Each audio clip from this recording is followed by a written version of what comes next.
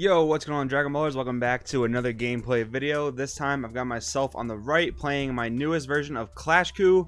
On the left, we've got my friend James playing red, yellow, Beerus. So two arrival focused decks.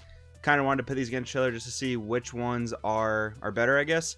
And keep in mind, guys, on the right side, me there playing ClashKu, I have the old topo in the deck, proxied for the new topo. I kind of forgot to switch out the proxies before we started filming this gameplay, so please forgive me for that. But just keep that in mind as you're watching. And yeah, guys, if you're new to the channel, make sure to subscribe, hit that bell so you never miss a video. And if you want to purchase any of the cards you see in this gameplay, make sure to use one of my links to TCG Player or Beer Collectibles down below. But that being said, we will get into this video. So red green got a ton of support. I mean, that color combo has been out for like 2.5 sets now, if you count like the expansion where it got released in. But in set 8, red green got a ton of crazy support for arrivaling, like the Chi-Chi in my hand, the red green Raditz you'll see as we go through the gameplay. But I think Beerus is also crazy strong. So we're gonna see which deck is the better arrival deck. So I do grab the first topo proxy. Keep in mind again, that is the new topo from the draft box. So we're on turn 2 here. Nothing too crazy happening so far. We're gonna swing mill 2 Krillins in the drop air already. That's one of the things with burst leaders too, is like when you do burst the cards and you don't have a way to get them back, like if you're yellow Gohan, for example, it's kind of unfortunate when you know that those cards are kind of just gone. But we're playing the Broly here, and this is a card that I don't see a lot of the builds play, and tapping out on 2 at the right time is really powerful, and comboing it with that Beerus right there is crazy. I literally just drew 2 raw cards, and for 2 energy I just put 2 bodies on the board. So when you do pitch the Beerus off of a battle card skill, it does play itself as long as you don't control another one. So that's pretty insane in my opinion. I believe I also have the Kaioken in hand, which I think could be a very relevant win condition against Beerus, but we'll see if it gets that far. Sorry if there's a bit of too much shaking on the camera. I do have a tripod that I had to put on the table, and you know, other people playing at the locals. This is a local recording, by the way, so other people on the table I guess are kind of hitting it. I'll watch out for that in the next time. But James being very passive with his energy, swinging at me, wants to do a little bit of damage. If I do just drop Kaioken willy-nilly and have 8 life, that's not going to go well for him, so I do understand why he's swinging. He's going to drop the topo there in the leader swing, preventing 2 more and potentially, you know, several more swings. I do have a good amount of energy. I do have the Final Showdown Goku in the drop. I played as a 2 of. It's pretty cool when you do drop the Krillin blocker. I mean, the Krillin blocker is just a great generic card, but if you do happen to block with it, you can drop the Final Showdown. It's been relevant a few times, and pretty cool that I can just pass turn here with 1 energy up because he did topo me. So I can just play another Broly, get some more passive advantage, and just be on my way like that. I do have a pretty decent sized hand. I think I probably have the same amount as James at this point. James is going to pitch 1 to draw 2.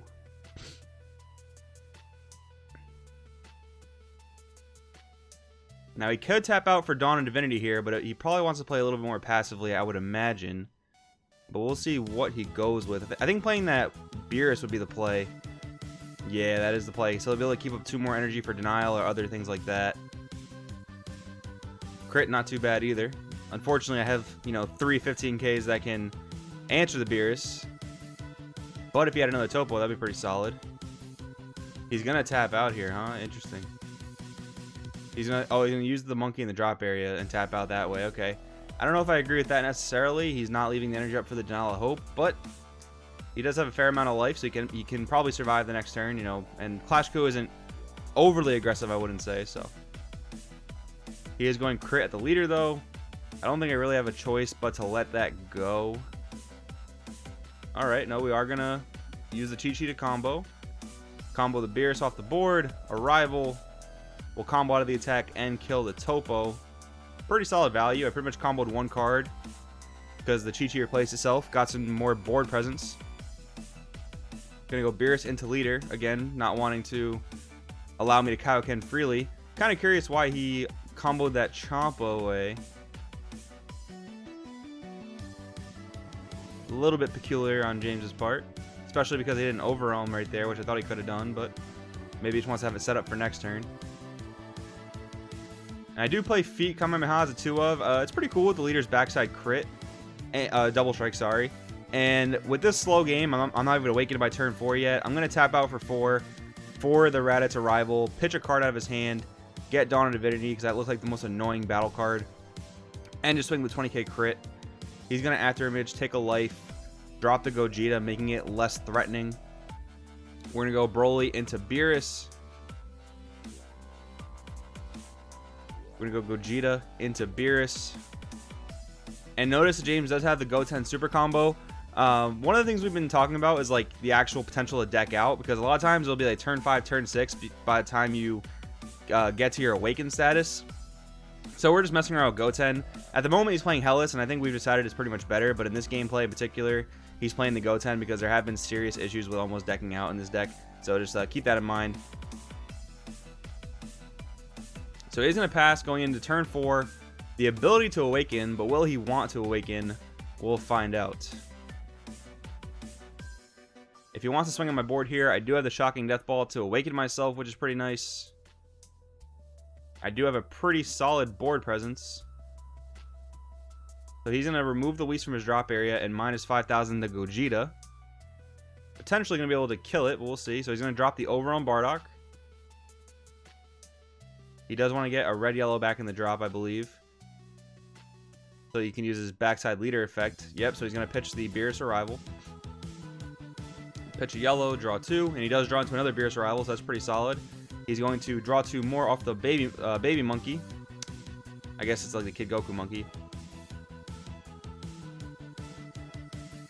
He's going to Awaken here with plenty of cards in hand, so not drawing I don't think is really a problem at all. He does have the King Vegeta Arrivals. That is pretty solid. Going to go Bardock into Gogeta. I will negate it to get myself an Awaken range. If I just counted correctly, I think it looks like I have 11 in my drop area, so that means I'm almost halfway there, a little over halfway there to dropping Kaioken. He's going to get the free arrival on the Bardock swing. He's going to bring in one of the King Vegeta Vegetas to pop the Broly. He's going to draw off that and play another King Vegeta, popping the other Broly, creating a nice amount of his own board presence, which is pretty legit. We've got a 30k swing at my 15k Gogeta. I'll super combo, bringing it to 25. Looks like we're going to Awaken here. Chi-Chi draw 1, so that should tie it up 30k, 30k. I'll play another Gogeta to get rid of one of his King Vegeta Vegetas. So right now we're trading a lot of arrivals here. Did I make a mistake here with the combo? Oh, okay, so yeah, James deciding he wants to denial the Gogeta. I guess I went a little bit too fast there. Although I do think we made a mistake. I do think I needed to give away 5 more to get rid of that Gogeta. Or to save the Gogeta, rather.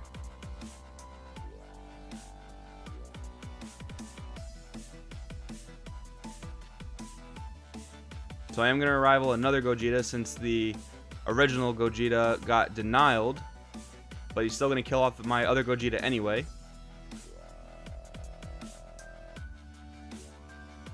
So all's well that ends well in that turn, I guess. Sorry for that little misplay, guys. I am at 5 energy here. I probably don't have enough to drop the Kaioken in my drop area. I'm probably looking at like 15 or 16 cards in my drop area. Got the breakthrough skill, or focus break? Yeah, focus breakthrough. Got the focus breakthrough ready in case he has some type of counter, but he is tapped out. So that could spell trouble for James here. He's going to save the King Vegeta. Gonna go my 20k leader into his King Vegeta. Man, say that 20 times fast. Drop a Broly. Get some card advantage while passing with... Oh, he's going to Beerus Ball it there, actually. Okay. And he will be a 20k leader. Pretty legit. He takes a light to activate it. I'm going to pass turn with 3 energy up. So I do have 1 energy for the Focus Breakthrough. 2 more for the Topo. I should be okay. Luckily, Beerus Ball doesn't actually counterplay Topo, but he can denial of Hope it. So we'll see if it gets that far.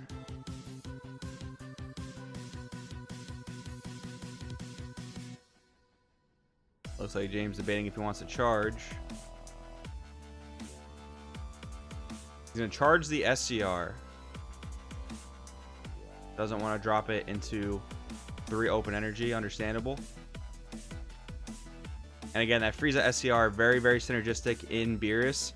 Because you have the weakness in the drop area, you can easily remove and then just get yourself to the 2 life, 1 life, whatever you want to do. And then you're good to go from there. So Beerus is swinging in. I'm going to use the Topo. Keep in mind, again, that is the proxy for the new draft box Topo. He is going to Denial of Hope. So the attack will still be negated, but he will not have to pitch any more cards if he wants to keep swinging this turn.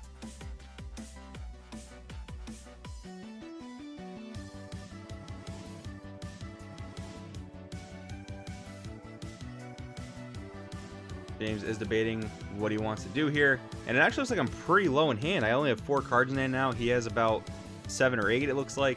I do have a bit more board presence, though, so we're both in odd situations. We could both be considered favored here. He is going to pass with 3 open energy. He does have the Vegeta board wipe in his hand, it looks like. Vegeta exploiting weakness.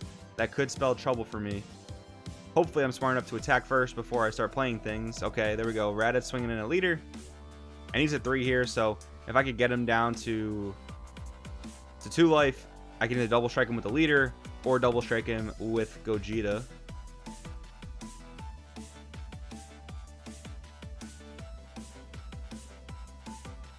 We'll see what the play is here on James's part. He's going to take it and go to 2. Okay. I'm going to go Gogeta at lead. He's going to after image, go down to 1 since I do have the double striker on board anyway with my leader. No real point for him to stay at 2. Might as well take the life, get a free card. I can agree with that. 20k leader here, 25 with the Chi-Chi, and I ripped the super combo off the top with the Chi-Chi. That is just so clutch. So crazy clutch. And I do play a Sparking Super Combo because in ClashKu, you don't have Inherent Self-Awaken, so sometimes you can get stalled. And that Sparking Vegeta Super Combo is live very early, so that works out pretty well. I'm going to leave the combos there, it looks like. Yeah, I have a lot less cards in hand than James, so I'm pretty afraid that I won't be able to kill him through that. But I do have more possible attackers. James looking if he wants to counterplay here. He's going to play the Vegeta exploiting weakness, so I'll resolve the Krillin, and he's going to clear my whole board. That's pretty insane, although I'm going to counterplay the Vegeta exploiting weakness, and that is looking like it's going to be GG from there. Yeah, because exploiting weakness does come down as a 3-drop as a counterplay, so that looks like it's going to seal the deal right there. Those new counter cards, they're so strong, especially, they're really, in a sense, bad ring lasers. They stop counters. They stop battle card counterplays. They're really effective at doing that type of thing. So guys, let me know in the comments below what you thought about that gameplay. Again, Battle of the Arrival decks, pretty fun concept. Let me know what you guys think. Thanks for watching. I will see you guys next time.